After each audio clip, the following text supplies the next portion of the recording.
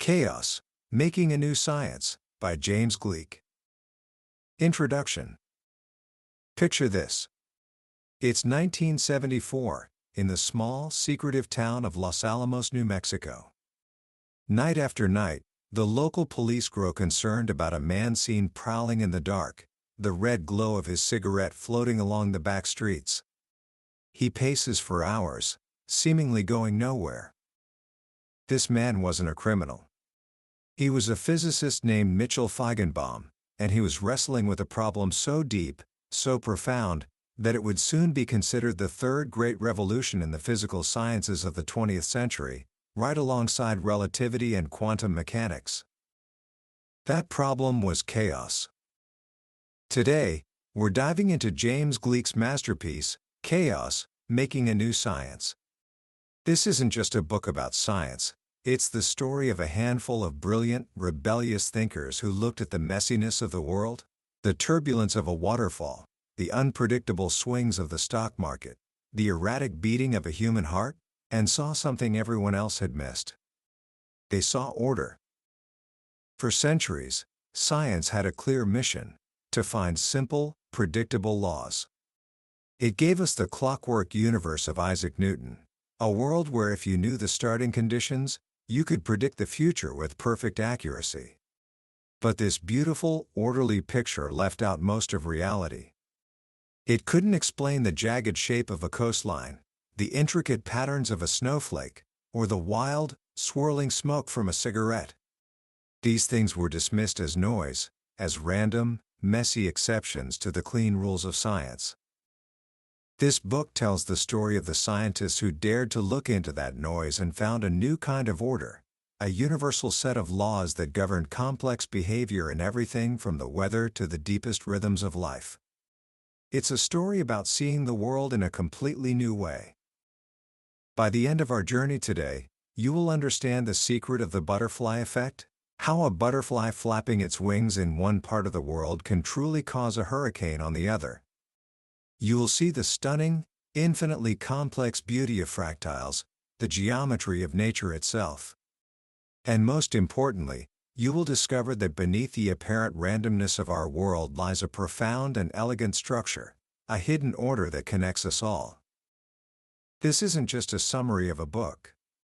It's an invitation to a revolution in seeing. So, let's begin. Book summary. Our story starts not in a grand laboratory, but in a cluttered office at MIT in the winter of 1961. A meteorologist named Edward Lorenz is hunched over a noisy, primitive computer called the Royal McBee. This machine, a thicket of vacuum tubes and wires, is running a toy model of the Earth's weather. It's a ridiculously simplified world. No clouds, no seasons, just a few equations governing wind and temperature. Every minute, the machine prints a new line of numbers, representing a new day in this artificial world. Lorenz watches as digital cyclones spin across an idealized globe. What's fascinating is that the weather never repeats itself. It has patterns, yes, but they are always changing, always new. It felt real. One day, Lorenz wanted to re-examine a particular sequence of his weather simulation. To save time, instead of starting the program from the beginning, he decided to take a shortcut. He typed in the numbers from a previous printout to give the machine its starting conditions, then walked down the hall for a cup of coffee. When he returned an hour later, he saw something that should have been impossible. The new printout should have been an exact duplicate of the old one.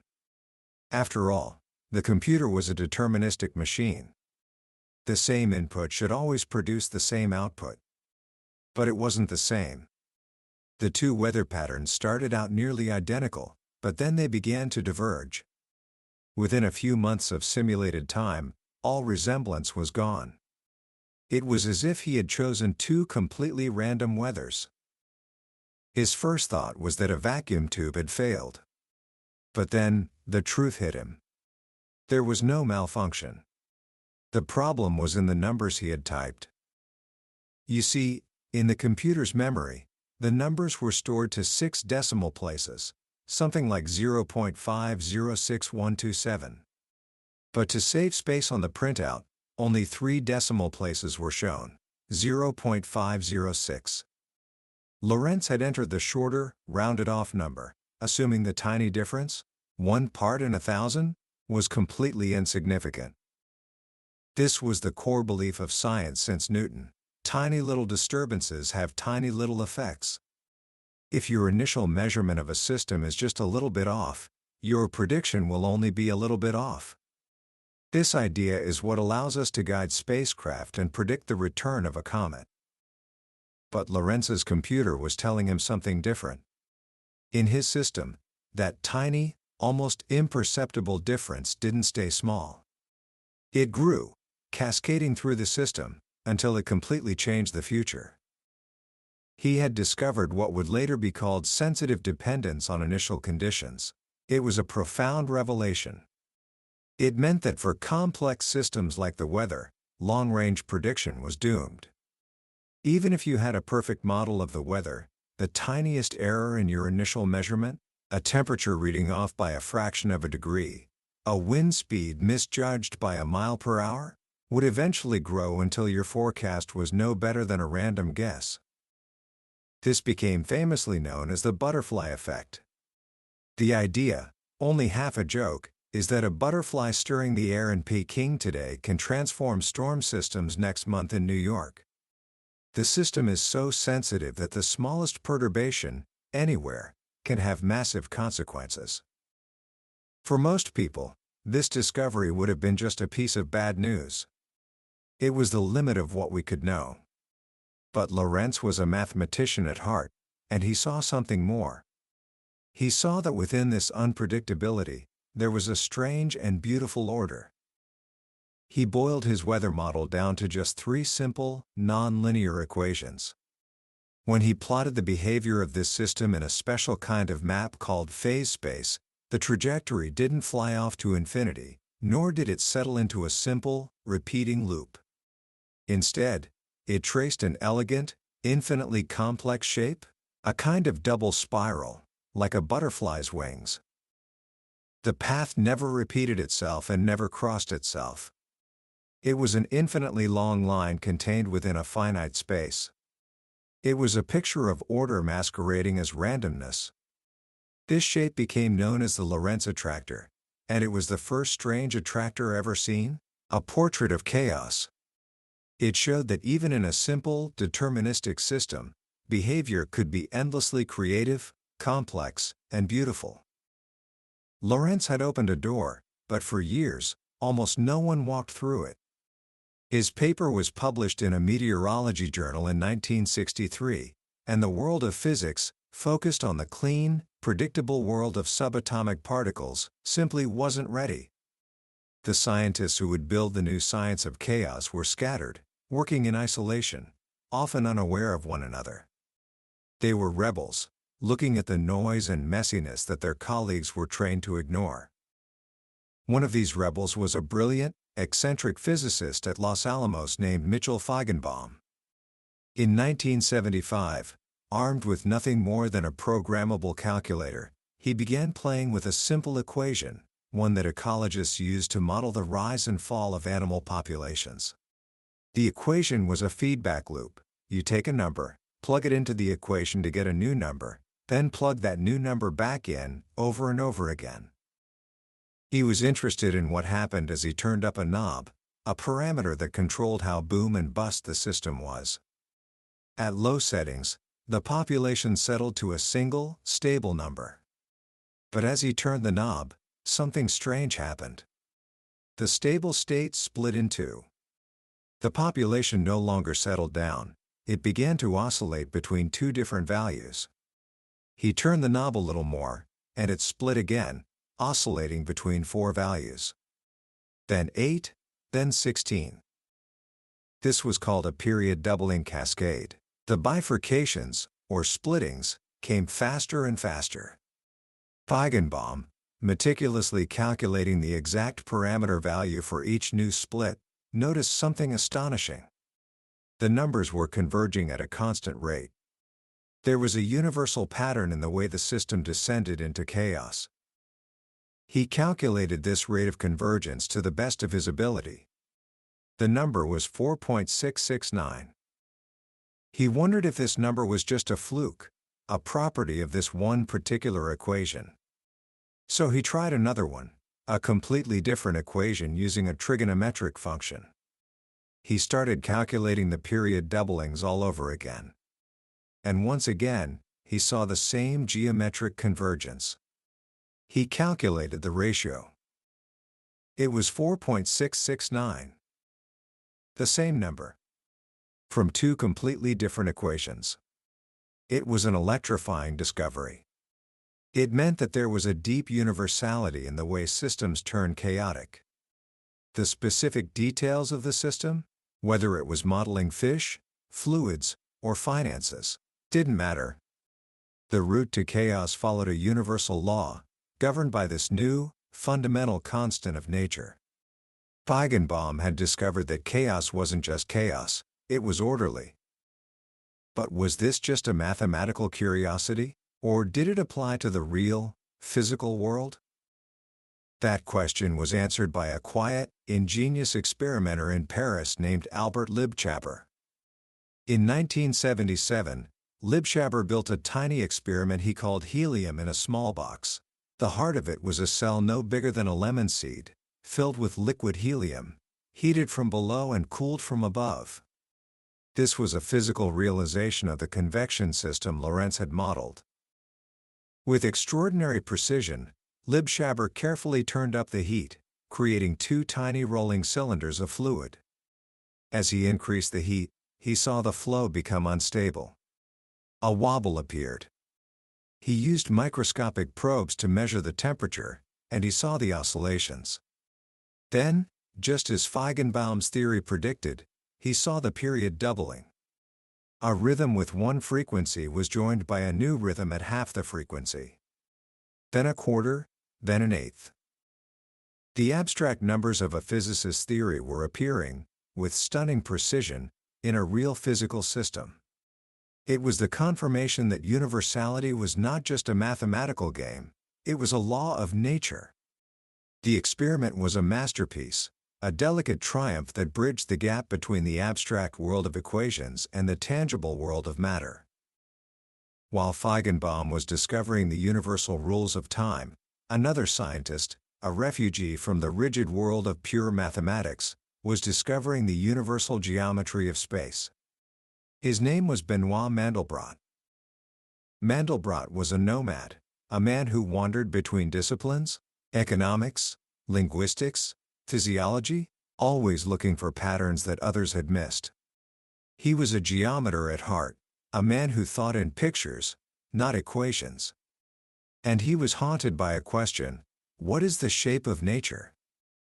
Classical geometry, the geometry of Euclid, is a world of smooth, perfect shapes, lines, circles, spheres, and cones.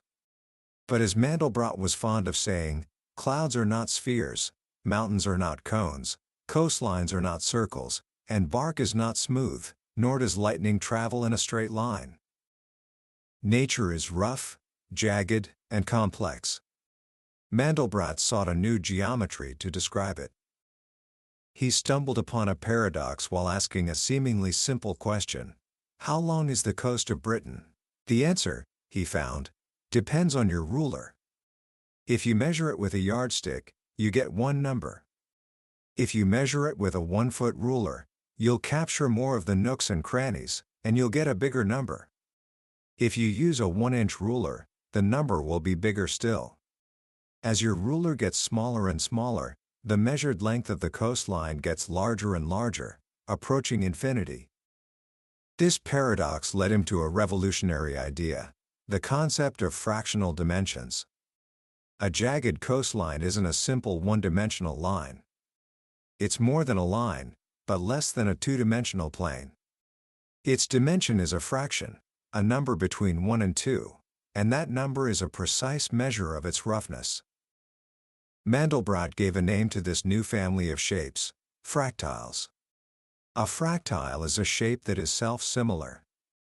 If you zoom in on a small piece of it, you see a structure that looks just like the whole thing.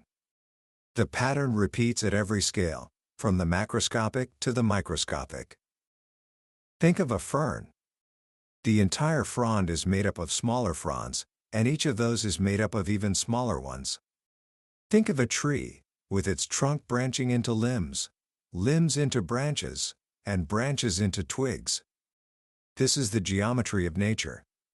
Blood vessels, snowflakes, river networks, galaxies.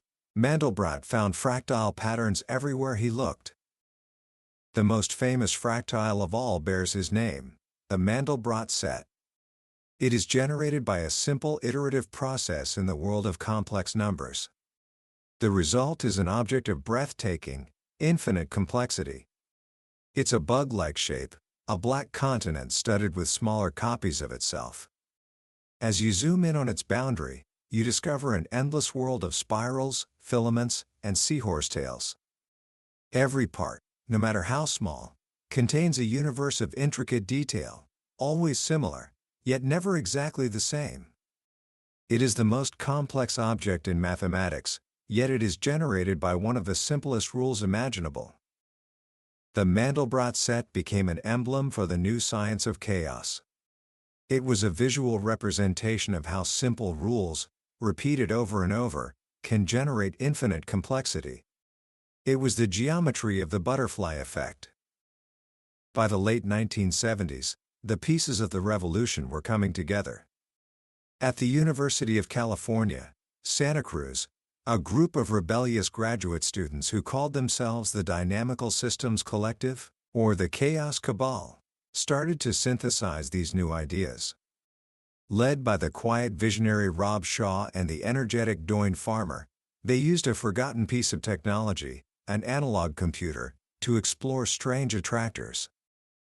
They saw chaos not just as a limit to prediction, but as a source of creation. They connected chaos to information theory, arguing that a chaotic system, because of its unpredictability, is constantly generating new information. While a simple, periodic system like a pendulum clock quickly becomes boring, once you know its rhythm, you know everything. A chaotic system like a dripping faucet is eternally creative, its pattern of drips never repeating.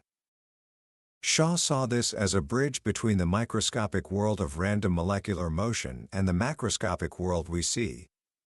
In a chaotic system, the tiny uncertainties from the microscale are amplified, bubbling up to create visible, unpredictable behavior on the macroscale.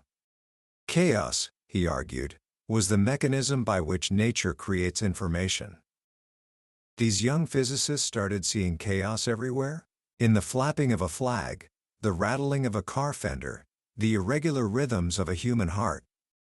They developed new techniques to analyze real-world data, to take a seemingly random stream of numbers and reconstruct the strange attractor hidden within it. This was a powerful new tool. It meant that scientists in any field, biology, medicine, economics, could now look for the deterministic chaos underlying the complexity they studied. And that's exactly what began to happen.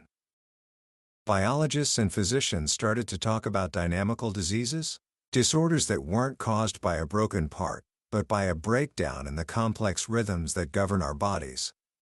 The most dramatic example was the heart. A healthy heart does not beat with the perfect, machine-like regularity of a metronome. Its rhythm has a subtle, healthy variability. Researchers like Ari Goldberger at Harvard Medical School discovered that in some forms of heart disease, the heartbeat becomes too regular. The system loses its flexibility, its ability to adapt. It becomes locked into a simple, periodic rhythm. And this loss of complexity can be a prelude to a catastrophic failure, ventricular fibrillation, a state of lethal chaos where the heart's muscle tissue quivers uselessly. In this new view, chaos was not just disease. Paradoxically, a certain kind of chaos was a sign of health. A healthy system is one that is complex and adaptable, with a rich spectrum of rhythms. The body, like the weather, seems to thrive at the edge of chaos, in that fertile region between rigid order and random disorder. Life itself, it seemed, was a balancing act on this creative frontier. From a simple discovery in a meteorologist's office to a new geometry of nature and a new understanding of life itself, the science of chaos had redrawn the map of the world. It showed us that the universe is not a sterile, predictable clockwork. It is a place of endless creativity, surprise, and beauty, a world where simple rules give birth to infinite complexity, and where, within the heart of chaos, lies an unexpected and profound order. Commentary. When you finish a book like Chaos, the world doesn't look quite the same. You start to see the patterns. You notice the way a river meanders, and it reminds you of the arteries in your own body. You see a plume of smoke break into wild swirls, and you think of the butterfly effect. James Gleick didn't just write a book about science, he gave us a new lens through which to see the world. The most powerful lesson, for me, is the profound relationship between simplicity and complexity. We're often taught to believe that complex outcomes must have complex causes. If a system is behaving erratically, we assume there must be a multitude of complicated forces at play, or just random noise.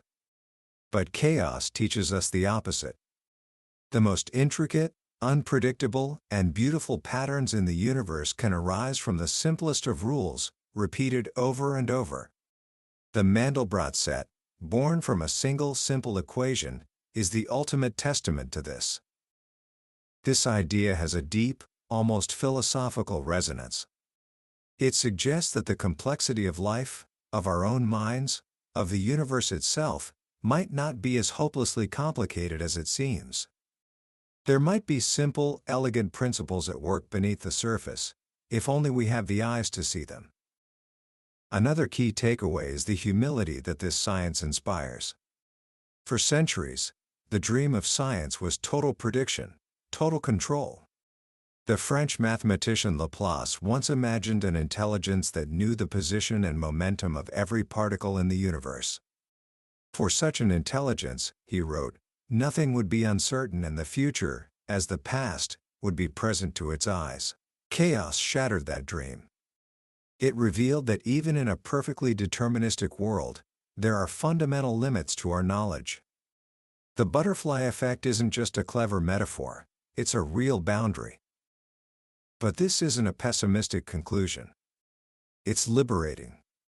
It replaces the cold, mechanical vision of a clockwork universe with something far more organic, creative, and alive. It tells us that the future is not just a playing out of a predetermined script. It is open, full of surprise and possibility. So, how can we apply these profound ideas to our own lives? First, learn to appreciate the orderly disorder around you. The next time you see a jagged coastline, a turbulent stream, or the intricate branching of a tree, don't just see a messy object. See a fractal. See a physical manifestation of a deep mathematical truth about how nature builds things. This shift in perspective can turn a simple walk in the woods into a profound experience.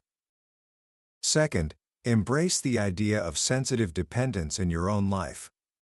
We often underestimate the power of small changes.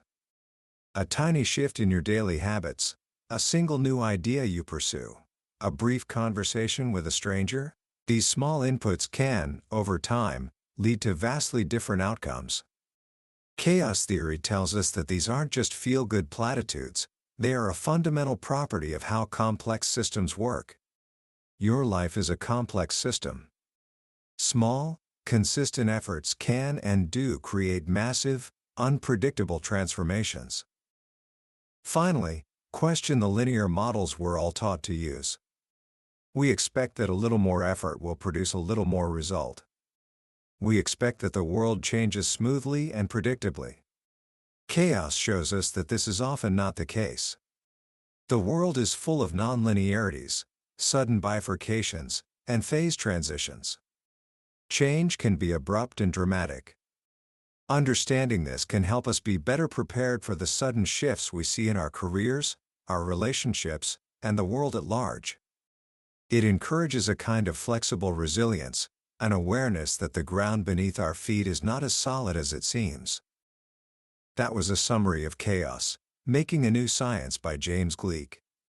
We've explored some of the incredible landscapes of this new science today, but I'll be honest with you, a summary can only guide you to the edge of the territory. The real magic happens when you venture into it yourself. It's in the quiet moments of reading, when a particular story or a simple phrase ignites your own curiosity in a way you didn't expect. This summary is a map, designed to help you decide if this journey is for you. If anything we've talked about today has sparked a sense of wonder, grab a copy of the book. Reading it isn't just about learning facts, it's an experience that can genuinely change the way you see the beautiful, complex, and chaotic world we live in. A link to the book is in the description. Also, if you found this summary valuable, please take a moment to like this video and subscribe to the channel. It tells us that these journeys are worthwhile, and it ensures you won't miss our next exploration into another life-changing book. Let's keep growing together.